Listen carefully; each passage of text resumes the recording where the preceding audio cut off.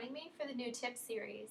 It's a series full of bite-sized little tips that we can all, you can watch just a couple minute videos every Friday, and that way you start out the weekend learning a little bit of something and it doesn't take up too much time on what is usually a really busy day for everybody. So I thought it'd be a really great way to end the week with all kinds of just random little bits of information. We're going to kind of do little videos like this, or I'll share screenshots and little tips. So feel free to check out the journal every Friday for the new series. I'm excited for you to join me. So today we're going to take a look at renaming files for SEO purposes for your blog. You want to have Google be able to find all your pictures and, really get to know what the picture is all about, because Google can't see the picture and describe it. So you have to describe it for Google. So this is my desktop. One little tip, I always keep my desktop super clean. It helps my computer run a lot faster, because when you're on your desktop, everything on your desktop, the computer thinks you want to have it right then and there, and it keeps it ready. It keeps running so that if you click on it, it'll be ready to go in an instant. So you always want to keep it super clean. This is my Stay Organized folder where I keep everything that I need to put away. And at the end of the day, I always go through these two folders and make sure everything's taken care of and, wind down my day. And then to do today, I always put new things in. Sometimes this folder fluctuates as I do or don't do certain things, but usually this is my most important to-dos that I make sure I want to get done every day. So that's where everything goes in that folder. And then this is my stomped folder. So whenever I blog stomp any pictures, that's what I use, blog stomp, for getting the pictures ready for blogging. All the pictures go in here, but I also, when they're done, I move them somewhere else so that all those pictures that I've ever stomped aren't on my desktop.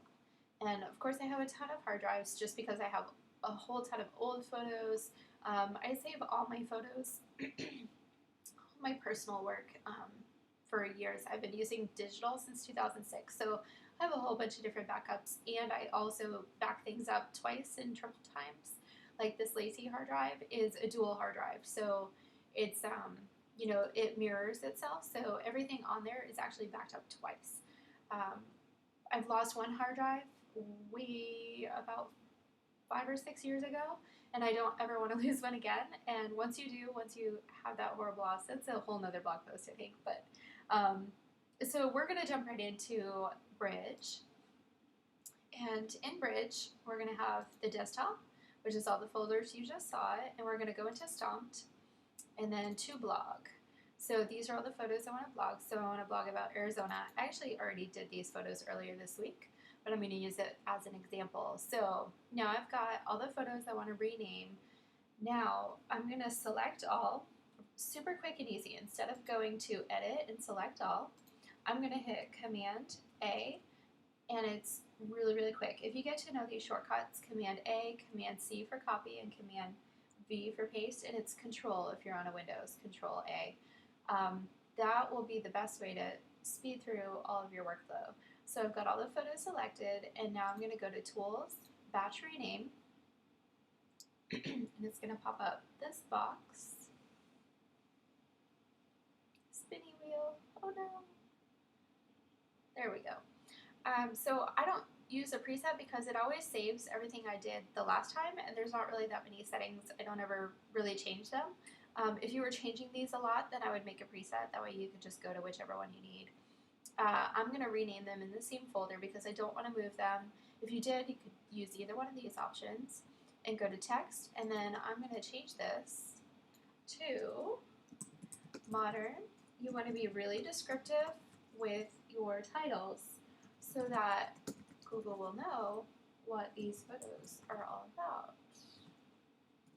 We're going to say DC Ranch in Scottsdale. It's a really pretty place. It's really nice. And then I'm always going to end it with photo, because then Google will know that this is a photo that it's looking at. And then one. And then you don't have to do anything much here. Now we're going to, and just make sure yours looks the same. I'm not worried about the XMP data, and I want to make sure it's compatible with Windows, of course, for anybody that's on a Windows. And we're going to click Rename. just like that. Ta-da! Now all the photos are all renamed. Now if I wanted to rename anything in particular and say shadows or anything like that, I might. With these, I probably won't get that specific.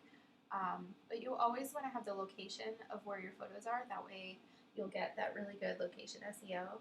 And that's everything. So I hope you enjoyed this tip. If you did, feel free to comment and let me know. And I look forward to sharing more tips with you each week. So feel free to check back on Fridays. And I hope you have a beautiful weekend. Thank you.